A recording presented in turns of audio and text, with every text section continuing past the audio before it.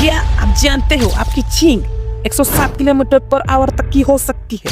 वैसे कुछ लोगों की तो छींक में ही पानी निकल आती होगी नाक से। मुझे पता है आपकी भी हुई है, तो कमेंट करना मत भूलना।